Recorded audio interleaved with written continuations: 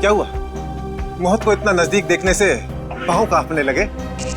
ACP आज तक अपनी मौत को अपनी हथेली पर लेकर ही चला है, समझे? मौत से कभी डरा नहीं है वो। इतनी बड़ी बड़ी बातें हैं, अब बातों का वक्त नहीं है, अब एक्शन का वक्त है। कूदो एसीपी, छलांग लगाओ। 1 मिनट, लेकिन तुम पर कैसे विश्वास कर सकता हूं कि मेरे कूदने के बाद तुम इन तीनों को छोड़ दोगे? तुम्हारे पास और कोई चारा भी नहीं। कूदो एसीपी।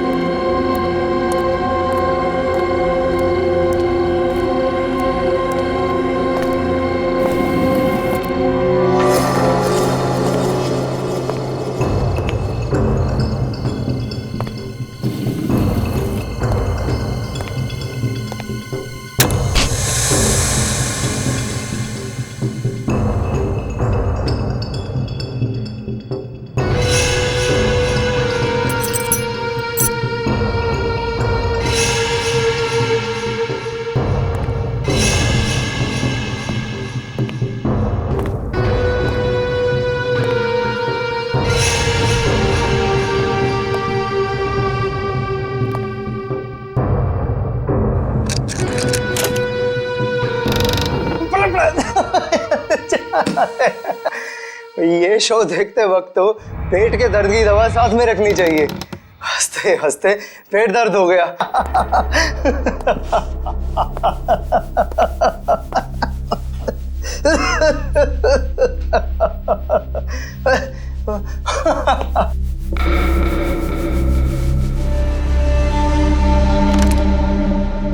कौन है ये? प्रमोद कौन है ये? बहुत खुशकिस्मत हो तुम। मौत से कुछ पल पहले इतनी हंसी और इतनी खुशी हर किसी को नसीब नहीं होती। कौन हो तुम? अंदर कैसे आए? मौत को अंदर आने के लिए किसी न्योते की जरूरत नहीं पड़ती है।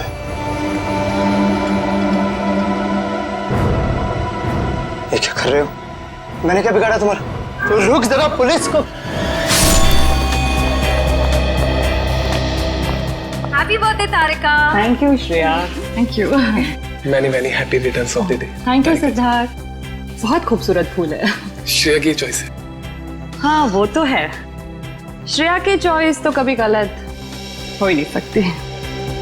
हाय सिद्धार्थ। हेलो। हाय श्रेया। हाय पूर्वी। काफी देर कर दी आने में। थोड़ा ट्रैफिक मिल गया रास्ते में। अरे फ्रेडी सर, ये गपागप खा रहे हो? आप तो बोल रहे थे डाइटिंग कर रहे हो। डाइटिंग ही तो कर रहा हूँ। इसके पहले तो मैं 5-5 प्लेटें एक साथ खा जाता था। क्या बात कर रहे हो? हमारे प्लान पे तो पानी फिर गया अभिजीत। अरे ऐसे कैसे? कुछ ना कुछ तो करूंगा मैं। कैसे? हृदय, उस कमरे में तुम्हारा कोई वेट कर रहा है। मेरा वेट कर रहा है? हाँ। कौन? तुम जाओ तो सही। अरे जाओ।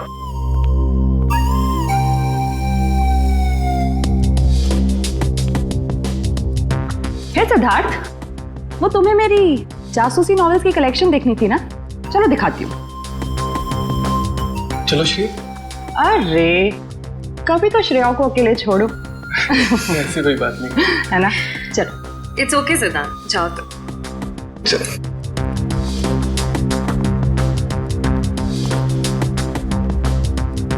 अरे श्रेया तुम यहाँ, वहाँ कमरे में कोई तुम्हारा वेट कर रहा है। कौन? अरे जाओ देखो तो सही। अरे सर,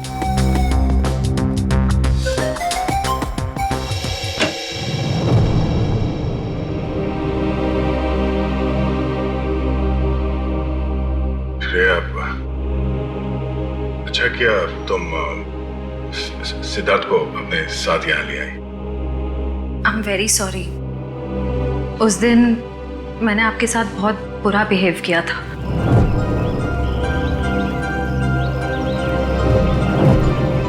छोड़ो ना, मैं भूल गया हूँ, तुम भी भूल जाओ। काश भूल पाना इतना आसान होता। जिंदगी कितनी सिंपल हो जाती है। श्रेया, ये यादें ही तो है जो उदास दिलों को जिंदगी जीने का हौसला देती है। अगर यादें ही ना हो तो जिंदगी कितनी बोरिंग हो जाएगी। तो क्या तुमने सिद्धार्थ से शादी करने का फैसला कर लिया? मेरा दिल कुछ और कह रहा है, दिमाग कुछ और।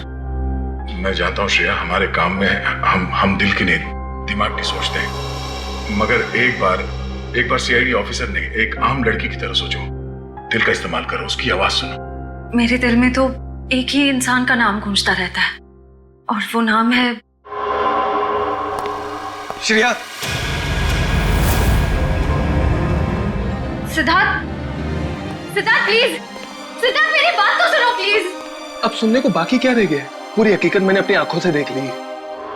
तुम दया से प्यार करती हो ना?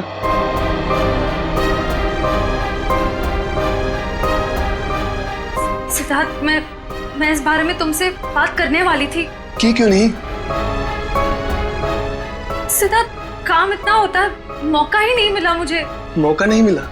I just can't believe I heard that. Siddharth please मेरी बात तो सुनो। ये इतना आसान नहीं हो के मैं आपको मेरी जगह रखकर तो सोचो, फिर पता चलेगा मैं किस अग्नि परीक्षा से गुजर रही हूँ।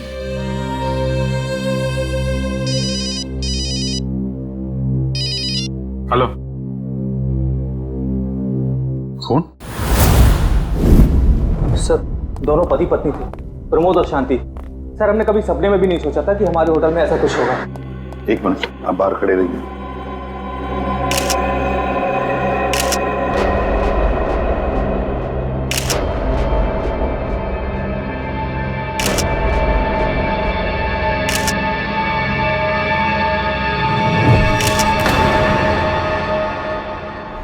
माय गॉड, दोनों की लाशें ऐसी इस अवस्था में। सर, इतने सारे केस सॉल्व किए लेकिन इस तरह का केस कभी नहीं देखा। सर, लगता है ये दोनों खूनी से विनती कर रहे थे कि वो इन्हें छोड़ दे, मगर खूनी ने जरा भी दया नहीं दिखाई। नहीं फ्रेडी, लगता है खूनी ने पहले इन दोनों को मारा और फिर यहाँ लाकर बिठा दिया, हाथ पैर बांध दिए। जिस तरह से इन दोनों को बिठाया कुर्सी में, लगता है खूनी हमसे कुछ कहना चाहता है। ये देखो, कम से कम 6-7 वार तो किए इस बेचारी पर। ऐसे इतनी बेरहमी से मारा है जैसे ये खूनी कोई सिर फिरा हो या फिर बदले की आग में ये सब किया है उसने। My God. सर, इस प्रमोद की पीठ पे भी वार किया गया है।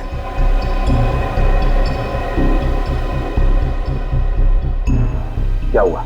सर, इसकी सांसें चल रही है, जिंदा ही है। प्रमोद जिंदा है? तो जल्दी से इसे हॉस्पिटल ले जाओ, इसका जिंदा रहना बहुत जरूरी है। संभाल के, चल। आजा।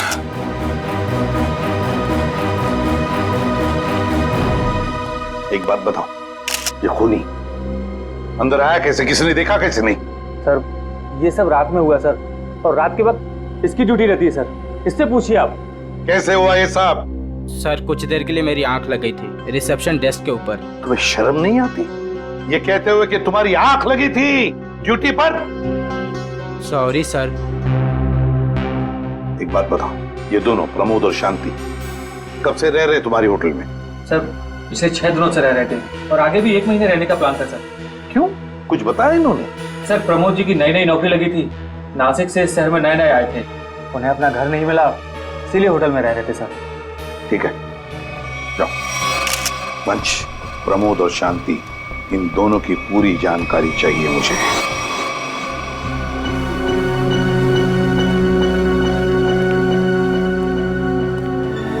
हाँ सचिन, ये प्रमोद कैसा है? सर, डॉक्टर ने ऑपरेशन शुरू कर दिया है, थोड़ी देर में पता चल जाएगा सर। लगता है सचिन, ये खूनी शांति को ही मारने आया था, प्रमोद को नहीं।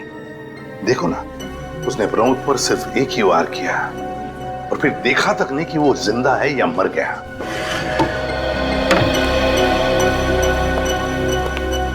डॉक्टर साहब, कैसा है प्रमोद? हमने प्रमोद को बचा तो लिया है, मगर मगर क्या? वो कोमा में चले गए हैं। कोमा में? लेकिन डॉक्टर साहब, प्रमोद को होश तो आ जाएगा ना? हम तो अपनी तरफ से पूरी कोशिश करेंगे, मगर कुछ कहा नहीं जा सकता। Thank you. कुछ भी हो, प्रमोद होश में आना ही चाहिए। खूनी को सिर्फ प्रमोद ने ही देखा है। डॉक्टर साहब, शांति की लाश से कुछ पता चला? दया, मौत की वजह तो तुम लोगों को क्राइम स्पॉट पे ही पता चल गई होगी। पेट पर चाकू के इतने सारे घाव हैं, उसी की वजह से मौत हो गई बेचारे की। हाँ, वो तो हमें पता चल गया था। उसके अलावा कुछ और? हाँ, एक खास बात। 2 महीने पहले इसका किडनी का ऑपरेशन हुआ था। ये देखो, इसमें एक फोटो है। किडनी का ऑपरेशन? वंश, पता करो शहर के किस हॉस्पिटल में शांति के किडनी का ऑपरेशन हुआ था। जैसे? और सर, वो क्राइम सीन पे जो खून मिला था वो शांति और प्रमोद का ही है। खूनी ने खून करने से पहले एक एक कदम फूंक फूंक कर रखा है। हाँ, काफी प्लानिंग की है खूनी ने इस जुर्म को अंजाम देने के लिए। उसे पता था कि ये प्रमोद ऑफिस से कितने बजे वापस आता है, और वो होटल के कमरे में पहुंच गया जब दोनों मौजूद थे। पर सर, अगर उसका मकसद शांति को ही मारना था तो वो तो प्रमोद के आने से पहले ही जुर्म को अंजाम देकर वहां से फरार हो सकता था। हाँ, ये बात तो है। मुझे लगता है खूनी ने प्रमोद के ऊपर सिर्फ एक ही बार वार किया, और वो इसलिए क्योंकि वो चाहता था कि वो कोमा में पहुंच जाए और जिंदा लाश बन जाए। सर, लगता है ये खूनी कोई एक्सपर्ट है जो अच्छी तरह से जानता था कि वार कहाँ पे करना है। सर, वो एक्सपर्ट नहीं, मुझे तो सरफिरा लगता है। वरना मारने के बाद इन्हें प्रार्थना की पोजीशन में क्यों बैठा था? कोई तो गहरा कारण है सबके पीछे जो इस खूनी के अतीत से जुड़ा हुआ है। क्या प्रमोद की बीवी का खून हो गया और प्रमोद कोमा में है? जी हाँ। खैर, अब ये बताइए कि पिछले कुछ दिनों से प्रमोद का स्वभाव कैसा था? क्या वो डरा डरा रहता था या कुछ और अजीब बात? नहीं, ऐसा तो कुछ नहीं था। पर हाँ सर, मैंने उनको काम में बहुत सारी गलतियां करते देखा। साफ साफ बताइए, प्रमोद किस तरह की गलतियां कर रहा था? बेसिक अकाउंटिंग की गलतियां। मुझे तो हैरानी हो रही थी कि इतने काबिल और इतने क्वालिफाइड इंसान ऐसे बच्चों वाली गलतियां कैसे कर सकता है कोई। वो तो अच्छा हुआ कि मैंने उनकी गलती देख ली, वरना पूरी अकाउंट शीट खराब हो जाती। सर, मुझे तो लगता है उन्हें काम आता ही नहीं था। ऐसा कैसे हो सकता है? वो जिस कंपनी से आए थे वो तो बहुत बड़ी कंपनी थी, और कोई भी बड़ी कंपनी किसी ऐसे आदमी को अपने यहाँ नौकरी पर क्यों रखेगी जिसे उसका काम ही नहीं आता हो।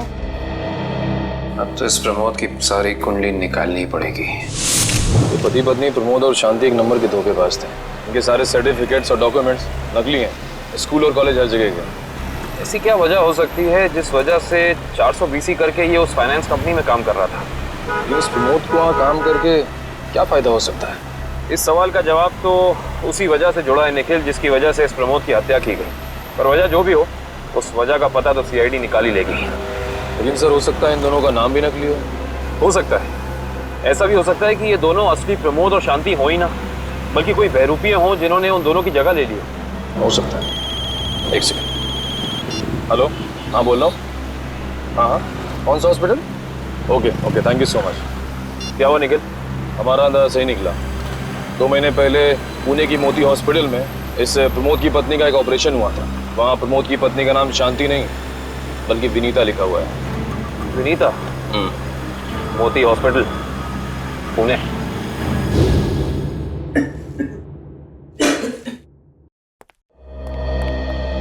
एक्सक्यूज मी, एक वक्त पे सिर्फ एक ही मरीज अंदर आएगा? हम लोग सीआईडी से। सीआईडी? मगर यहाँ मुजरिम कौन है? इसी की तलाश है हमें। एक्चुअली आपके हॉस्पिटल में 2 महीने पहले एक ऑपरेशन हुआ था, उसी के बारे में कुछ जानकारी चाहिए हमें। किसका ऑपरेशन? ये दोनों आपकी हॉस्पिटल में आए थे? ये तो मिसेस विनीता कुमार हैं।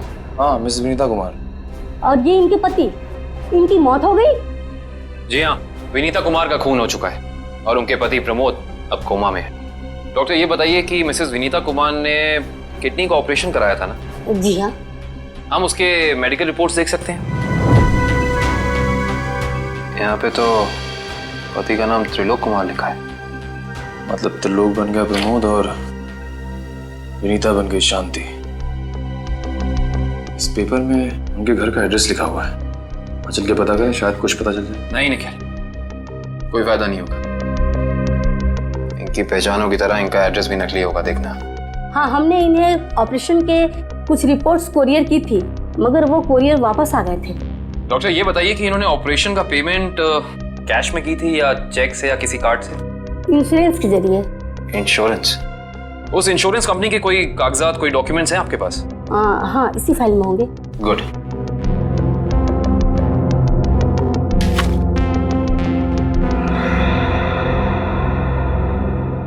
बिज हेल्थ इंश्योरेंस। अंकित, सभी अकाउंट्स और सभी खाते अच्छी तरह से बंद हो जाने चाहिए। कल शाम 5 बजे तक ऑडिटर आ जाएगा। हो जाएगा सर। कभी सपने में भी नहीं सोचा था कि हमारी कंपनी का अंत इतना बुरा होगा। ये किस अंत की बात कर रहे हैं आप लोग? जरा विस्तार से समझाइए। अगर आप अपने पैसे वापस लेने आए हैं तो भूल जाइए, क्योंकि जब तक अदालत अपना फैसला नहीं सुना देती तब तक हम किसी के रुपए वापस नहीं कर पाएंगे। पैसे वापस लेने नहीं, इंसाफ करने आए हैं हम लोग सीआईडी से। ओह, तो हमारी शिकायत सीआईडी वालों तक भी पहुंच गई है। शिकायत? ऐसा क्या कर दिया आपकी इस कंपनी ने? हमारी कंपनी ने नहीं, उस त्रिलोक ने आसमान की तरफ प्रगति करती हुई हमारी कंपनी के नाम को रातों रात मिट्टी में मिला दिया और हमें दिवालिया कर दिया उसने। त्रिलोक? एक सेकंड, आप इस त्रिलोक की बात तो नहीं कर रहे हैं? हाँ, यही तो है वो। पर इसे क्या हुआ? किसी ने इसकी जान लेने की कोशिश की है, फिलहाल ये कोमा में। ये तो होना ही था, इतने लोगों को जो धोखा दिया इसने। किस धोखे की बात कर रहे हैं? हमारी कंपनी के क्लाइंट्स को झूठे सपने दिखाकर कहा कि सबके पैसे एक ही महीने में 2 गुना कर दूंगा, पर सबके पैसे बटोरकर 9 तो 11 हो गया वो। और क्लाइंट हमारी कंपनी से पैसे वापस मांग रहे हैं। बैंकक्रप्ट हो गया। इतने सालों से कंपनी की बनी बनाई इज्जत मिट्टी में मिल गई। खोए हुए पैसे और खोई हुई इज्जत तो फिर से कमाई जा सकती है, पर खोई हुई जान तो वापस नहीं आ सकती ना। क्या त्रिलोक ने किसी की जान भी ली है? हाँ, हमारी कंपनी के सीईओ अनुज जी, जो कि सदमे को बर्दाश्त नहीं कर पाए और दिल का दौरा पड़ने से उनकी मौत हो गई। कहीं ये सारा हमला अनुज जी का कोई करीबी तो नहीं कर रहा है? अनुज जी की मौत का बदला लेने के लिए? हो सकता है। अनुज जी के परिवार में कौन कौन है? उनकी पत्नी सुधा, जो कि अभी सदमे में है, और उनका बेटा विक्की। विक्की? इस विक्की का फोन नंबर दीजिए जरा। विक्की के फोन का सिग्नल यहीं आसपास बता रहा है। होगी मैं। अच्छा, अभी भी मागाधीर रोड की तरफ मुड़ा है। मागाधीर?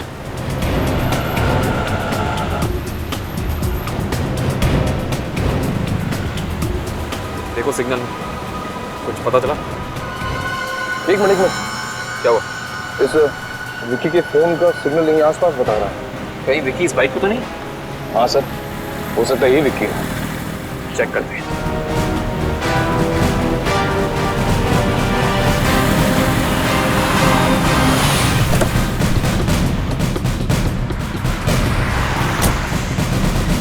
सुनो भाई साहब, तुम ही विक्की हो?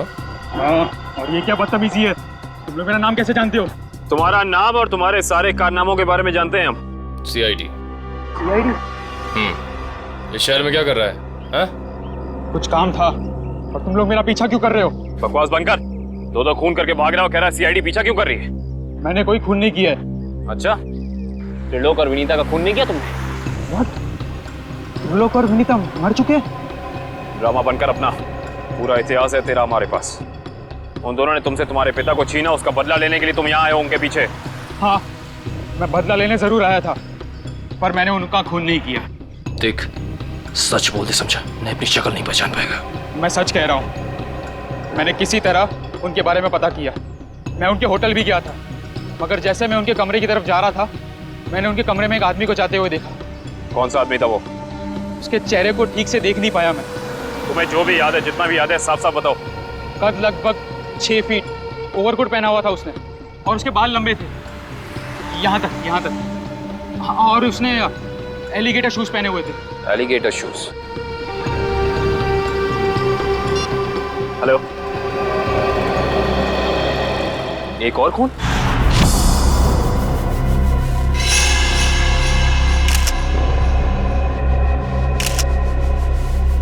लाश ऐसे अजीब ढंग से क्यों बैठा है? कमाल है सर, पिछले वाले केस में खूनी ने उन दोनों को होटल में चाकू मारकर प्रार्थना वाली पोजीशन में बैठाया था, और इसे गोली मार के इस तरह से। लगता है दोनों का खूनी एक ही है। गोली सीधे माथे के बीचों बीच मारी है। अगर ये सीरियल किलर होता तो इसे भी चाकू से मारता सर, क्योंकि विनीता को उसने चाकू से मारा था। इसे तो गोली मारी है। हाँ, मगर लाशों को ऐसे एक ही ढंग से बिठाना क्या दो अलग अलग खूनी करेंगे? मुझे लगता है दोनों का खूनी एक ही है। और जिस वक्त इस तिग्मांशु का खून हुआ, लगता है खाना खाने ही वाला था।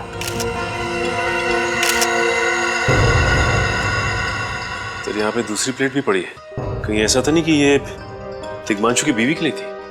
मैम सब तो एक हफ्ते के लिए गाँव गई हुई है, एक हफ्ते के बाद लौटेगी। तो क्या घर में कोई और आदमी था जिसके लिए तिग्मांशु ने एक और प्लेट में खाना डाला? नहीं साहब। अच्छा, जब तुम घर वापस आए उस वक्त ये दरवाजा खुला था या बंद था? नहीं साहब, बंद था। तो फिर तुम घर के अंदर कैसे आए?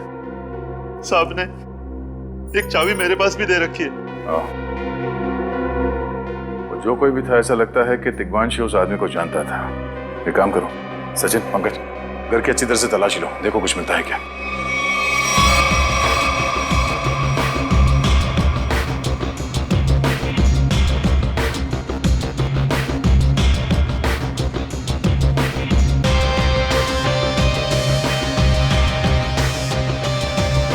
साहब। हाँ सचिन।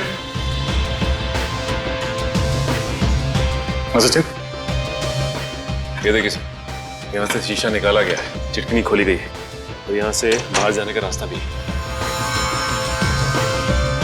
मतलब कोई अंदर यहाँ इस खिड़की से आया था? सर, लेकिन इस घर में तो सेफ्टी अलार्म भी है सर। अगर यहाँ से कोई अंदर आया है तो सेफ्टी अलार्म बजना चाहिए था और सिक्योरिटी गार्ड को भी अंदर आना चाहिए था। अब इसका जवाब तो सिक्योरिटी गार्ड ही देगा।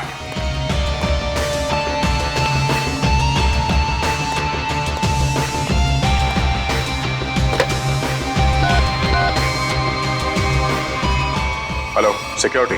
अच्छा, आज दोपहर को तिग्मांशु जी के घर से अलार्म बजा था, तो फिर आप चेक करने के लिए उनके घर पे क्यों नहीं आए? ओ आई सी, पिछले हफ्ते भी? ठीक है, थैंक यू। क्या बोला सर ये सिक्योरिटी वाला? सिक्योरिटी का कहना है कि अलार्म बजा था और उन लोगों ने घर में फोन भी किया, तो तिग्मांशु जी ने कहा कि गलती से अलार्म बज गया, इसलिए वो लोग ऊपर नहीं आए। सर, हो सकता है तिग्मांशु ने मजबूरी में कहा हो, खूनी ने उसके सर पे गन तान दी हो। कुछ कह नहीं सकते। बात करते वक्त अगर थोड़ी सी भी टेंशन हो आवाज में तो ये सिक्योरिटी वाले तुरंत भाप लेते हैं। दरअसल पिछले हफ्ते भी तिग्मांशु के घर से अलार्म बजा था और जब सिक्योरिटी वालों ने फोन किया था तो तिग्मांशु ने यही कहा था कि गलती से बच गया। सर, ये खूनी काफी चालाक लगता है, खेल खेल रहा है। देखते हैं, जरा देखो इस घर में कुछ और मिलता है क्या। खूनी ने कोई ना कोई सुराग जरूर छोड़ा होगा, चेक करो।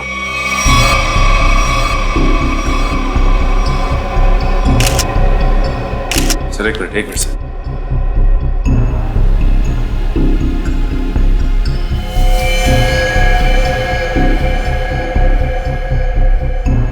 ये देखिए सर, खून।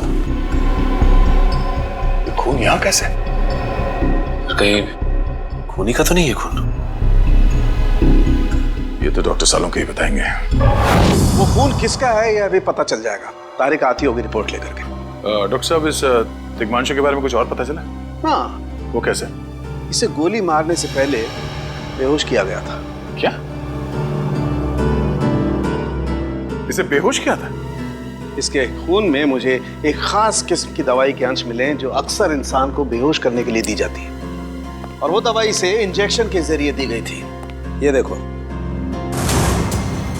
सर, बहुत ही अजीब बात है। अगर खूनी इसे मारना चाहता था तो सीधा गोली मारकर इसका काम तमाम कर सकता था, फिर ये जहर की दवाई क्यों दी होगी? और सर एक और बात पता चली, तिग्मांशु जिस हालात में हमें मरा हुआ मिला था वो एंशिएंट कल्चर के हिसाब से प्रार्थना करने की पोजीशन, खाना खाने से पहले। तो फिर तो शांति और तिग्मांशु दोनों का खूनी एक ही आदमी है। एक खूनी के लिए ये हत्याएं जुर्म नहीं, एक जश्न है। इसलिए उसने टेबल पे ये प्लेटें सजाई, उसमें खाना रखा, एक अपने लिए और एक तिग्मांशु के लिए। और सर, तिग्मांशु को प्रार्थना की पोजीशन में बैठा के उसने गोली मार दी। सर, मैंने कहा था ना, ये खूनी एकदम सरफिरा है सर। हाँ सर, लगता है ये खूनी अपने आप को बहुत शक्तिशाली महसूस करता है। जिस वक्त इन सब की गर्दनें झुकी होती हैं उसके सामने, उसे आनंद आता है। नहीं सचिन, खूनी का मकसद लोगों को अपने सामने झुकाना नहीं, बल्कि अपने लिए प्रार्थना करवाना था। क्या मतलब? ये रही उस खून की रिपोर्ट। ये खून ना ही तिग्मांशु का है और ना ही उसके घर वालों का। ये खून उस खूनी का ही है। खूनी का? मगर वहां तो हाथापाई के कोई निशान नहीं मिले और उस जगह को देख के ऐसा लगा भी नहीं कि तिग्मांशु ने सेल्फ डिफेंस में खूनी के ऊपर हमला किया होगा। वो इसलिए दया क्योंकि ये खून खूनी ने अपने मुंह से थूका था। हमें इसके खून में से इसके सलाइवा के कुछ अंश भी मिले। उसकी तबीयत खराब है क्या? हाँ, वो बीमार है। उसके खून में एथिमोलाइसिन नाम की दवाई का अंश मिले हैं और उसका कीमोथेरेपी हुआ था। इसका मतलब उसे कैंसर है, ब्रेन का कैंसर, लास्ट स्टेज का ब्रेन कैंसर। इसीलिए वो लोगों से अपने लिए प्रार्थना करवा रहा है ताकि उसकी ये बीमारी ठीक हो जाए। हमारे क्रिमिनल डेटाबेस में चेक करो, पता करो ये कोई पुराना पापी तो नहीं है। नहीं सर, उस खूनी का हमारे क्रिमिनल डेटाबेस में कोई रिकॉर्ड नहीं है। कोई इतिहास नहीं है? नहीं सर। सर तिग्मांशु की पूरी कुंडली निकाल के लाओ सर। प्रमोद की तरह इसकी पहचान भी नकली है। व्हाट? हाँ सर, ये देखिए, उसका असली नाम राकेश है और जिस तरह प्रमोद को 420 की आदत थी, ठीक उसी तरह राकेश भी भोली भाली लड़कियों को फंसाता था शादी के झांसे में। कई लड़कियों ने आत्महत्या की है इस तिग्मांशु और राकेश के चक्कर में। हाँ सर, शादी के बाद उनके पैसे लेके ये गायब हो जाता। सर इसका मतलब खूनी ने 2 ऐसे लोगों को मारा जो पहले से मुजरिम थे। शायद उसने सोचा होगा कि मरने से पहले कुछ अच्छे कर्म कर लूं। नहीं श्रेया, जरूर कोई रिश्ता रहा होगा उसका इन दोनों अपराधियों के साथ। पता करो इन दोनों अपराधियों का केस किस पुलिस स्टेशन में फाइल किया गया था?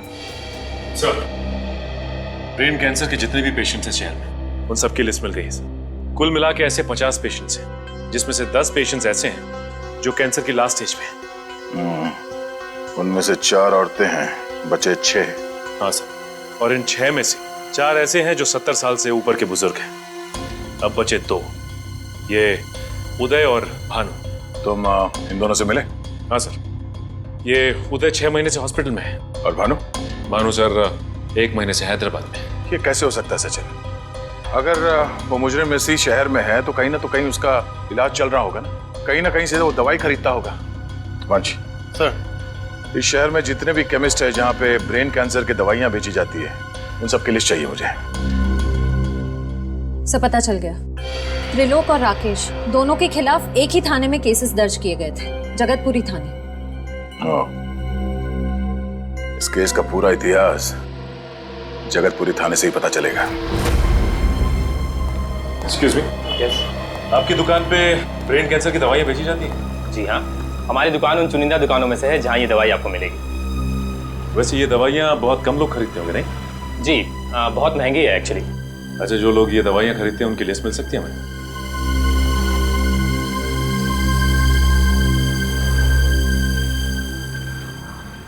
ये रही वो लिस्ट।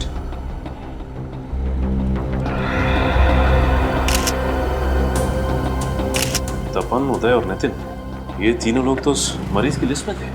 अच्छा, आपको पूरा यकीन है कि इनके अलावा और कोई नहीं आता ये दवाई लेने के लिए? जी नहीं, लेकिन हो सकता है कोई गैर कानूनी तरीके से ये दवाई खरीद रहा हो। ये दवाइयाँ काफ़ी महंगी है ना, आम आदमी इसका खर्चा नहीं उठा सकता। अच्छा, आप किसी ऐसे आदमी को जानते हैं जो ये गैर कानूनी काम करता है? एक आदमी है, आंद्रे नाम है उसका। प्यार से लोग उसे एंडी कहते हैं। ये जो ज्वाला रोड पे पब्लिक पार्क है ना, अक्सर वहीं मिलता है। कांस्टेबल सुनील। ऐसा? आप सीआईडी से ही हैं ना?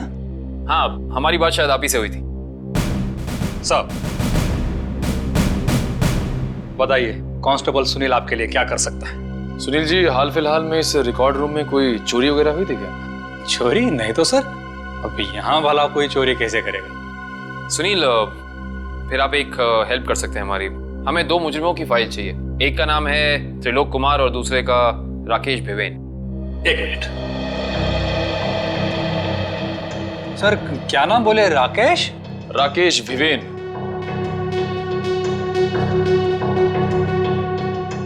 कमाल है, इसकी फाइल तो है नहीं आगे। अच्छा, वो दूसरा नाम क्या बोले? त्रिलोक कुमार। इसकी भी नहीं है? दोनों की फाइल्स नहीं। हाँ सर, लेकिन यहाँ पर चोरी की तो कोई घटना नहीं घटी। पता नहीं फाइलें गायब कैसे हो गई। सुनील, यहाँ याद करने की कोशिश करो, हाल ही में कोई दुर्घटना घटी थी क्या? पिछले महीने ऑफिस एरिया में आग लग गई थी, तो अच्छा हुआ फायर ब्रिगेड वाले जल्दी आ गए और हमारे रिकॉर्ड्स नष्ट नहीं हुए। जरूर ये आग भी जानबूझकर लगाई गई थी। आग लगने की वजह क्या थी? वो बताया गया कि मेन स्विच बोर्ड के अंदर शॉर्ट सर्किट हुआ था। कोई इलेक्ट्रिशियन भी आया था काम करने के लिए? सर वहीं छेड़छाड़ की गई है। उस इलेक्ट्रिशियन का कोई आता, कोई पता, कोई कांटेक्ट है? दूसरे कांस्टेबल के पास था, लेकिन वो तो रिटायर होकर गांव चले गए। हाँ, कोई बात नहीं। सुनिए, एक काम करिए, आप चेक करके बताइए कि और किन किन मुजरिमों की फाइल्स यहाँ से गायब हुई हैं। पता तो चले आखिर अगला शिकार है कौन इस अनोखे खूनी का। ये ले पैसे। अरे ये दवाइयाँ तो असली है ना। अरे अंकल जी, ये जो शक की बीमारी है ना, कैंसर से भी ज्यादा खतरनाक है। अगर आपको यकीन नहीं है कि ये दवाई असली है या नहीं, तो खुद जाकर दुकान से क्यों नहीं खरीद लेते? अरे तुम तो बुरा मान गए, मैं तो बस ऐसे ही पूछ रहा था, मेरा मतलब वो नहीं। जानते हो, इस तरह से दवाइयाँ बेचना और खरीदना दोनों गैर कानूनी है। बाकी तुम्हारा कोई फायदा नहीं है। मैंने सुना था कि सीआईडी बड़े बड़े केस हैंडल करता है। मैं तो छोटा मोटा चोर हूँ, जाने दो ना साहब। हाँ मिस्टर छोटे चोर, ये बताओ कि तुम्हारे पास से ये दवाइयाँ खरीदने के लिए कोई ऐसा आदमी आता था जो 6 फीट लंबा था और लंबे लंबे बाल थे उसके, और वो एलिगेटर वाले शूज पहनता था? हाँ, वही जो आगे से नुकीला होता है। हाँ, आया था चिराग। आप लोग चिराग को ढूंढ रहे हो? हाँ। कहाँ मिलेगा ये चिराग? चिराग? लगता है चिराग घर पर नहीं है। कमरे अच्छी तरह से चेक करो, देखो कुछ मिलता है क्या। पंकज, कंप्यूटर चेक करो।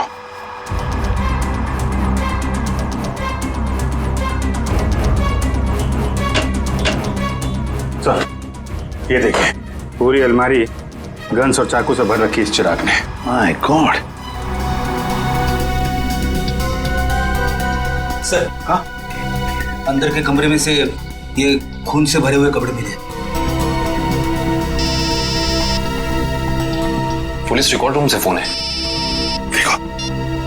हेलो जी, कहिए। कौन? संदीप, स्वाधीन और हेमंत। ओके, ठीक है। कौन है ये लोग? सर, त्रिलोक और तिग्मांशु की तरह इन तीनों की फाइल भी चोरी हुई है पुलिस रिकॉर्ड रूम से। मतलब अभिजीत, अब ये चिराग इन तीनों में से किसी एक को मारने वाला है। सर एक सेकंड, ये देखिए। सर, इस कंप्यूटर की फाइल में इन तीनों की फाइल है। सर, ये तीनों भाई हैं और बदमाश भी हैं, और इन्होंने 3 खून किए हुए हैं। सर, यहाँ पे 2 एड्रेस है, एक चीकूवाड़ी और एक चारकोप। चारकोप और चीकूवाड़ी। एक काम करते हैं अभिजीत, हम दोनों चीकूवाड़ी चलते हैं और तुम लोग तीनों भी चारकोप चले जाओ। Yes sir. हाँ सर। चलो अभिजीत।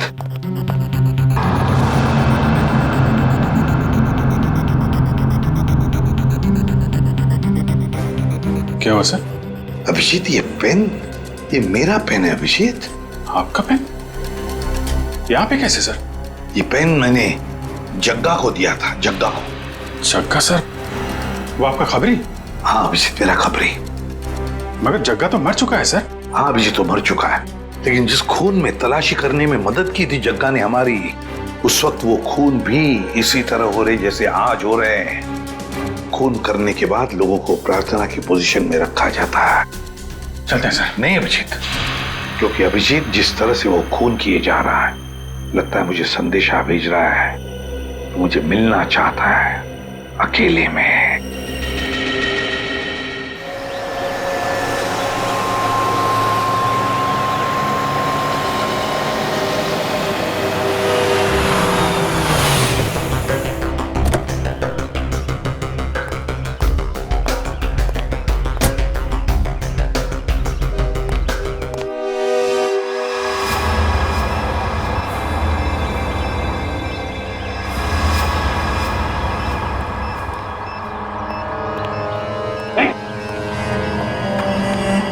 प्लीज हमें बचा लीजिए, किसी तरह हमें मार डालेगा।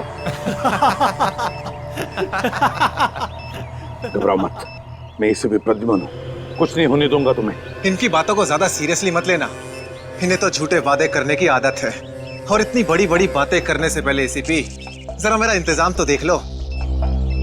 बस रिमोट के इस बटन को दबाना है और ये तीनों हमेशा के लिए बूम, धरती से गायब।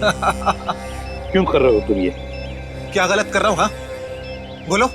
पर ये तीनों तो वैसे भी कानून से भागे हुए अपराधी है ना, तो इन्हें मारकर क्या गलत कर रहा हूँ मैं? इन्हें सजा देने का हक तुम्हारा नहीं, सिर्फ कानून का हक ही है। बस यही तो प्रॉब्लम है, जब तक तुम कानून में हो कुछ नहीं हो सकता। क्या क्या चाहते हो तुम मुझसे? पहले अपनी ये गन मुझे दो।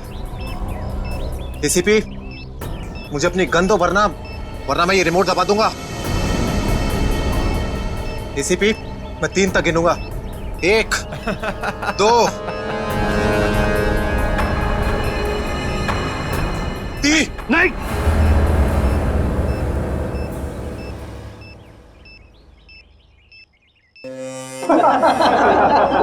बहुत अच्छे, बहुत अच्छे। तो तुम जानना चाहते थे ना कि मैं तुमसे नफरत क्यों करता हूँ? हाँ। जग्गा खबरी का नाम ध्यान है? याद है मुझे। मैं उन्हीं का बेटा हूँ। पता चल चुका था मुझे। एसीपी, तुमने मेरे पिताजी से वादा किया था ना कि तुम उनका बाल भी बाका नहीं होने दोगे। फिर क्यों नहीं बचा सके उन्हें? बोलो। देखो चिराग, तुम्हारे पिताजी की मौत का बोझ आज भी मेरे दिल पर है। बंद करो ये तुम्हारा नाटक। उस वक्त कहाँ थे तुम जब मेरे पिताजी की मौत के बाद मैं और मेरी माँ दर दर की ठोकरें खा रही थी? खाने के पैसे तक नहीं थे हमारे पास। तो तुम मेरे पास चले आते, मैं कुछ मदद कर सकता था तुम्हारी। क्या कर लेते तुम? हाँ, सिवाय झूठे वादों के। तुम्हें पता है एसीपी, मुझे कैंसर है, आखिरी स्टेज। और ये इसीलिए क्योंकि मेरी माँ के पास पैसे नहीं थे मेरे इलाज के लिए। मैं तुम्हारा दुख समझ सकता हूँ चिराग, तुम्हारी तकलीफ समझ सकता हूँ, मगर इन तीनों ने क्या बिगाड़ा है तुम्हारा? तुम इन तीनों की जान बचाना चाहते हो? हाँ। तो तुम्हें अपनी बलि देनी होगी। क्या मतलब? मतलब तुम इस बिल्डिंग से छलांग लगानी होगी, ताकि फिर कोई जग्गा खबरी सीआईडी का शिकार ना बने।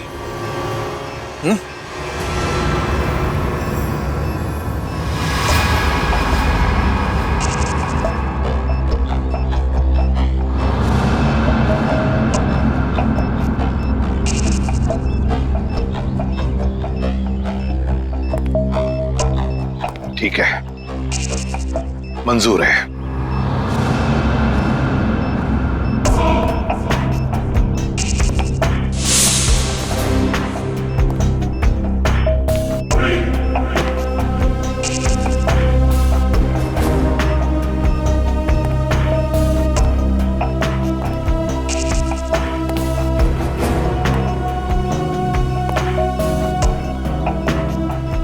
चढ़ो एसीपी, चढ़ो।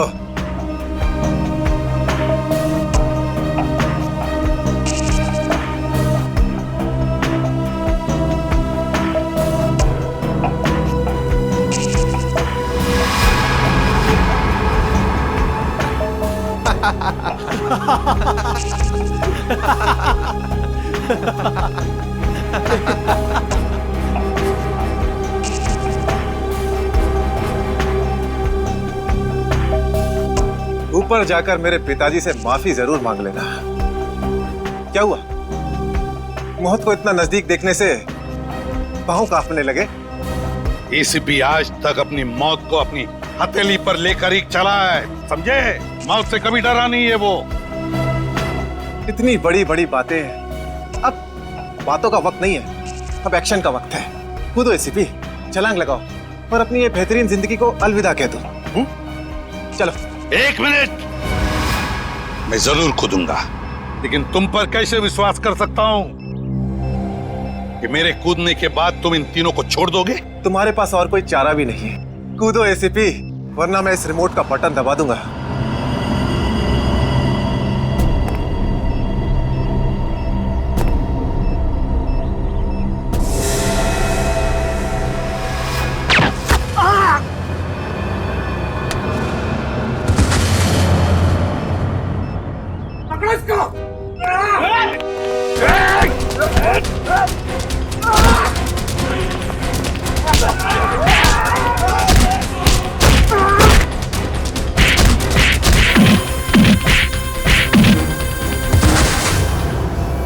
बस मिस्टर चिराग, बहुत चला लिया न्याय की अदालत।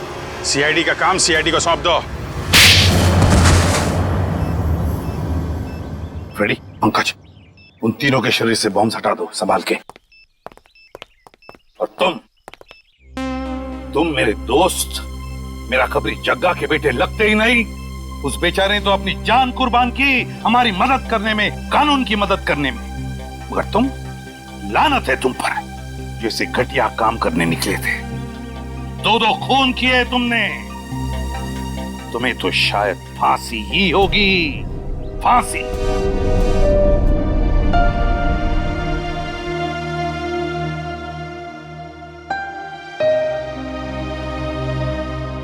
बड़े बुजुर्ग कह गए कि अगर कोई चिंता सताए तो उस चिंता को अपने कलेजे के अंदर अंगार बनने नहीं देना चाहिए।